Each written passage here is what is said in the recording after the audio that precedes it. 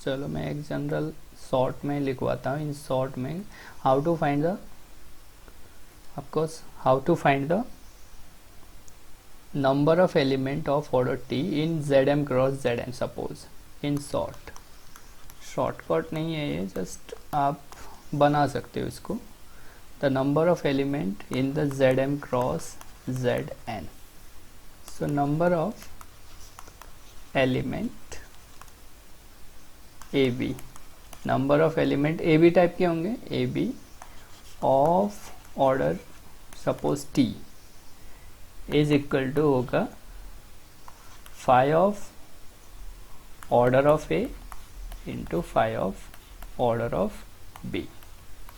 ठीक है, तो जितने भी पॉसिबल ऑर्डर होंगे हम इस टाइप से बना लेंगे, और मतलब जितने भी पॉसिबल एलसीएम होंगे वो बना लेंगे, फिर उसका फाई ऑफ दिस करके सम कर देंगे सभी का. तो यहाँ पे मैंने कोई रिस्ट्रिक्शन नहीं लिखा है समेशन में. Of course such that the order of A comma B जो होता है वो होता है LCM of order of A, order of B and is equal to T. ठीक है, इस टाइप से आप डायरेक्ट फाइंड आउट कर सकते हो number of element of order T. Of course provided this T divide order of this, ये ध्यान रखना है. ठीक है, टी इसको डिवाइड करेगा तभी फाइंड आउट कर सकते हो. अगर टी इसके ऑर्डर को यानी m इंटू एन को डिवाइड नहीं करेगा, so there is no element of order T, direct बोल दोगे. अभी 29 देखो, क्वेश्चन नंबर 29. इसमें कह रहे हैं number of subgroup of order 3 in number of सब ग्रुप ऑर्डर 3 इन Z9 क्रॉस Z3. तो जरा देखो इस पे फाइंड आउट अगर करोगे आप, तो हम क्या करें, देखो एक एलिमेंट ले लेते ए बी बिलोंग्स, जस्ट इस इन शॉर्ट में हम करेंगे, just A B belongs to Z9 cross Z3, और इस तरीके से लेंगे कि इनका जो एलसीएम होगा ना, LCM of order of A comma order of B वो कितना है, वो 3 आ जाए ना. ऑर्डर 3 के पहले number of element find out करने, तभी बाद में हम नंबर ऑफ सब ग्रुप फाइंड आउट करेंगे. तो जैसे ही 3 आए तो पॉसिबिलिटी आपने देखी 3,1 order of A order of B जो होगा वो 3,1 आने पे एलसीएम 3 आएगा. जो पॉसिबल एलसीएम है ये हो सकता है, और एक मेरा 1,3 हो सकता है, एंड थर्ड 3,3 हो सकता है ना. ये पॉसिबिलिटी है एलसीएम की. तो यहाँ से आप क्या करोगे कि phi of 3 into phi of 1 करोगे, जो ये है ना, ये वाला हमें निकालना है, पहले इनको निकालना है. So phi of 1 into phi of 3 करो, phi of 3 into phi of 3 करेंगे, तो आपने यहाँ से निकाला ये 3 इंटू 1 2, 1 इंटू 2 2 इंटू 2 4 है ना. तो ये आ गए. अब इसको सम कर दो. सो सम, जैसे ही आप इनको सम कर देंगे, दिस इज सम, तो सम जो आएगा आपका कितना आ रहा है, 8 आ रहा है ना. Sum of all 8 means this is nothing but the number of element of every of order T. तो ये जो आ रहा है आपका, this is nothing but the sum of phi of order of A into phi of order of B हो रहा है ये. ठीक है, इनका सम कर रहे हैं ना, इट मीन्स ये हो रहा है. सो यहाँ से तो this is nothing but number of element of order T, यानी number of element of order 3 आ रहा है ये. So this is nothing but the number of element of order 3. So अब सब ग्रुप फाइंड आउट करना है. ठीक है, तो ऑर्डर 3 क्या है, प्राइम ऑर्डर का है, तो ये ऑलवेज साइक्लिक होगा. तो number of subgroup of order 3 is equal to 8 upon 5 यानी 3 माइनस 1 2 है, दिस इज 4 आंसर. ठीक है, इस तरीके से हम नंबर ऑफ साइक्लिक्स सब ग्रुप फाइंड आउट कर सकते हैं, कोई दिक्कत नहीं है यहाँ पे. तो शॉर्ट में आप इतना सा ध्यान रखेंगे, जब भी आपको number of element order T find out करना है तो फाई ऑफ दिस वन करना है, और उनका प्रोडक्ट करके सम कर देना है. ठीक है, अदरवाइज आप वो केस 1, केस 2, केस 3 जितने भी केसेस बनते हैं वो अराइज कर सकते हो। चलो एग्जाम्पल 2 था ये, एग्जाम्पल 3 ले रहा हूँ मैं, एग्जाम्पल 3। अब एग्जाम्पल 3 में ये है कि H जो है गिवन है एक्चुअली बुक में, H जो है Z30 क्रॉस Z12 का सब ग्रुप है, ठीक है। किस तरीके से? Such that H is isomorphic Z6 cross Z4। तो बताना ये कि H क्या होगा।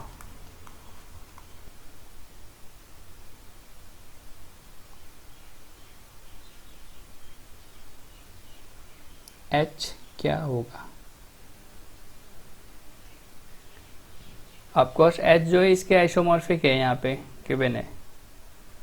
ये H जो है, ठीक है, जो H जो है, ये H जो होगा ये H1 क्रॉस H2 फॉर्मेट का है, क्योंकि ये H जो है मेरा H इसका सब ग्रुप है, क्योंकि H जो है आइसोमॉर्फिक है Z6 क्रॉस Z4, तो ये देखो H1 क्रॉस H2 फॉर्मेट का है। तो H1 ये जो होगा H1 is the subgroup of Z30, H2 is the subgroup of Z12, और of course here H1 is the subgroup of Z30 of order 6। Order भी पता है आपको, क्योंकि ये जो H है पहला जो यहाँ पे आ रहा है कार्टेशियन प्रोडक्ट में, एक्सटर्नल डायरेक्ट प्रोडक्ट में पहला जो आ रहा है हमारा Z6 है, यानी ये जो H1 होगा ये ऑर्डर 6 का सब ग्रुप होगा किसका? Z30 का। तो Z30 में ऑर्डर 6 का सब ग्रुप आपको बनाना है, तो 30/6 से जो भी सेट जनरेट हो रहा होगा it gives the subgroup of order 6, and H2 मेरा होगा सब ग्रुप ऑफ ऑर्डर 4। तो ऑर्डर 4 का सब ग्रुप Z12 में अगर आपको करना है तो 12/4 से जनरेट होने वाला जो भी सब ग्रुप होगा, है ना, वो ऑर्डर 4 का होगा। ये मैं लिख रहा हूँ by the fundamental theorem of cyclic group. तो वो कहता है अगर आपका बस M/N है ना, किसी साइक्लिक सब ग्रुप Zn में अगर M/N है, तो ये जो इसका ऑर्डर होता है वो होता है N, जो डिवाइजर होता है नीचे डिवाइड करता है। अच्छा यहाँ पे N लिखा है ना, N/M करो, N/M N। अगर N है, साइक्लिक ग्रुप का ऑर्डर है N, तो N/M मैं कर रहा हूँ, तो इससे जो भी जनरेट होता है, जो भी सेट जनरेट होता है वो इसका सब ग्रुप बनाता है, हैविंग द ऑर्डर जो अपॉन में होता है, उससे जो डिवाइजर होता है वो इसका ऑर्डर होता है, और ये यूनिक सब ग्रुप होता है इसका, है ना। ये अपने fundamental theorem of cyclic group में देखा है। तो जस्ट मैंने देखा कि 30 का सब ग्रुप ऑर्डर 6 का जो बनाऊंगा तो अपॉन 6 कर दूंगा, 12 का ऑर्डर का 4 का सब ग्रुप बनाऊंगा तो अपॉन 4 कर दूंगा, तो it gives the 5/3। So H is nothing but the 5/3। 5 से जनरेट होने वाला सब ग्रुप क्रॉस 3 से जनरेट होने वाला सब ग्रुप बनेगा। तो एक नोट लिख लेते हैं यहाँ पे, फॉर ईच, देखो इसका एक्चुअली Zm क्रॉस Zn में कर रहा हूँ मैं, इसको नोट्स को लिख रहा हूँ। For each divisor R of M and S of N in Zm cross Zn, ठीक है। R जो है M का डिवाइजर है, S जो है N का डिवाइजर है। Then the group Zm cross Zn has a सब group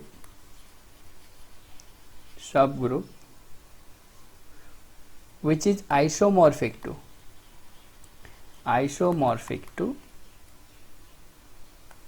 ZR cross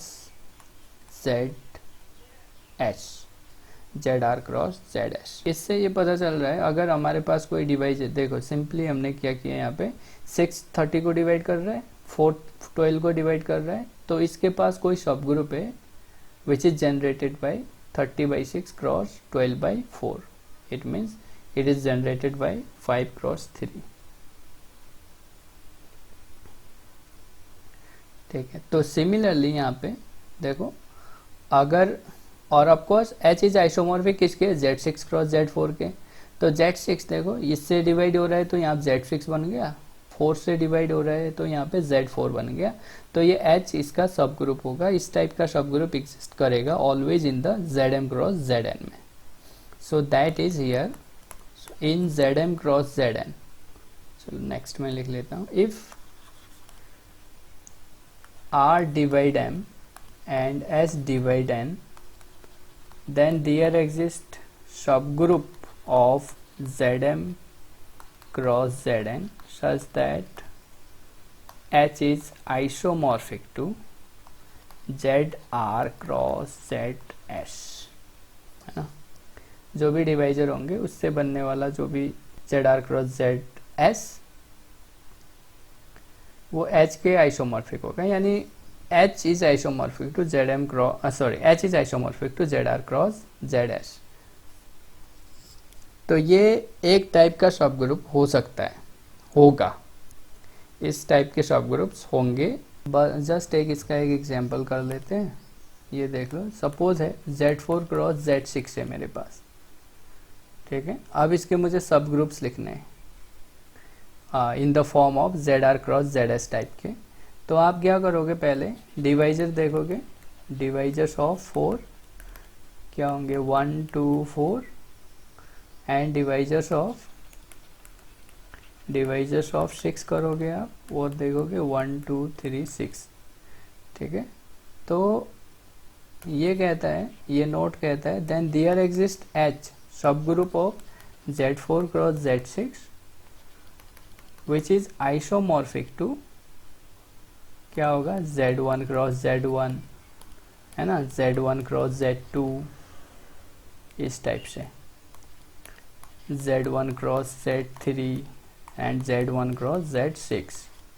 similarly Z2 के लिए भी आएगा Z2 cross Z1, Z2 cross Z2, ये कॉमा है एंड सो ऑन. ये आप लिख लोगे. Then Z4 cross Z1, Z4 cross Z2, इस तरीके से भी आप लिखोगे. तो फाइनली Z4 क्रॉस Z6.